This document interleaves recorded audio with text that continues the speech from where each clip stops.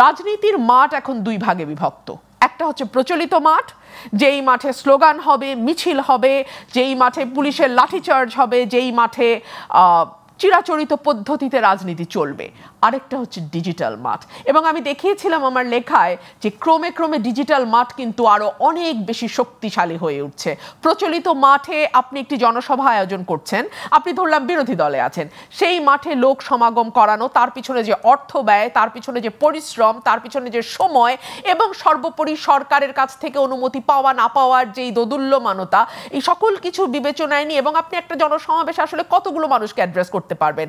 Maximum 50,000 থেকে 60-70,000, বা আপনার ভাষায় হয়তো সেটা লাখ, কিন্তু সেটা তো একসাথে 1 মিলিয়ন বা 10 লক্ষ নয়, তাই না? কিন্তু এই যে ডিজিটাল মাঠ, এই মাঠে কিন্তু আপনার একটি পয়সাও খরচ হচ্ছে না, আপনার লোক সমাগম করতে কোনো পরিশ্রম করতে হচ্ছে না, কিন্তু আপনি একসাথে 10 লক্ষ, 20 লক্ষ, 30 লক্ষ মানুষের কাছে মুহূর্তের মধ্যে পৌঁছে যেতে পারছেন। সুতরাং ডিজিটাল মাঠ শক্তিশালী হয়ে উঠবে, এটাই স্বাভাবিক।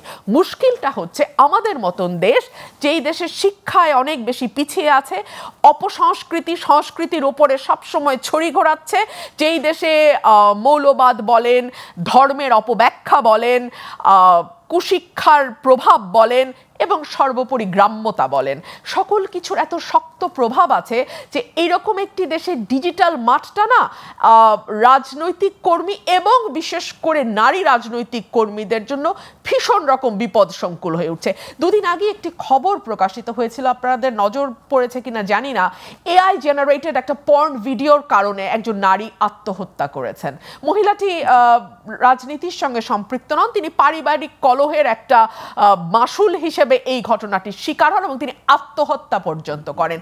আমাদের কিন্তু অনেক বড় ওয়েক আপ কল এটি, এবং রাজনীতিতে আমি যেরকম অসহিষ্ণুতা দেখি, আমি যেরকম নোংরামি দেখি, এবং রাজনীতিটা যেই শ্রেণীর মানুষের হাতে চলে যাওয়া দেখি, তাতে আমি খুব অবাক হব না কিছুদিন পরে এই ধরনের এআই ব্যবহার করে নারী রাজনীতিবিদদেরকে কিংবা পুরুষ রাজনীতিবিদদেরকেও হ্যারাস করা, তাদের মানে কি বলবো, অসম্মানিত করা, সমাজের চোখে, রাজনীতির চোখে, পরিবারের চোখে হেয় করা, আমি একদম অবাক হব না।